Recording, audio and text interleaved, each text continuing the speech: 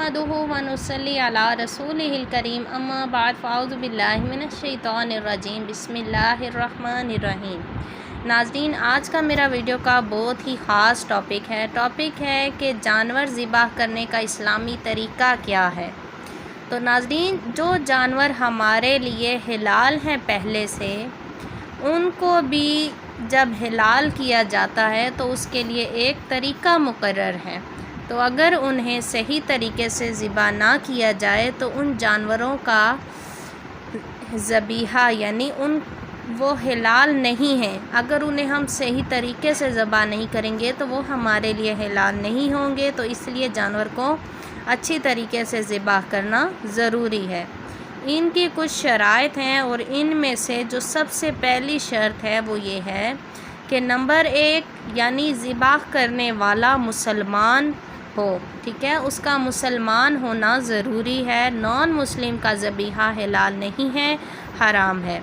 ज़बा करने वाला जानवर ज़िबा करते वक्त अल्लाह ताला का नाम ले और उसका आसान तरीक़ा यानी आसान लफ्ज़ ये है कि बिस्मिल्लाहि अल्लाहु अकबर, बिस्मिल्लाहि अल्लाहु अकबर ये पढ़ कर ज़बा करे। अगर अल्लाह का नाम जानबूझकर नहीं पढ़ा तो ज़बीहा हराम हो जाएगा, हलाल नहीं होगा।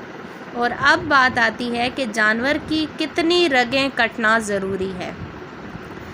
जानवर की 4 रगें कटना ज़रूरी है, लेकिन अगर इन 4 में से 3 भी कट जाएं तो ज़बीहा हिलाल हो जाएगा।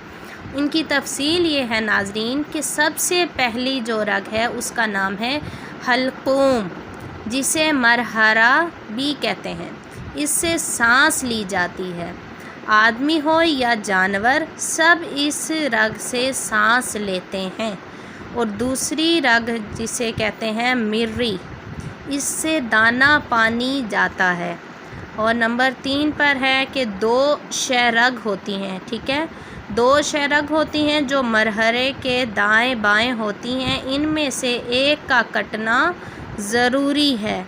दोनों कट जाएं तो बहुत अच्छा, लेकिन अगर एक भी कट जाए तो जानवर हिलाल हो जाएगा।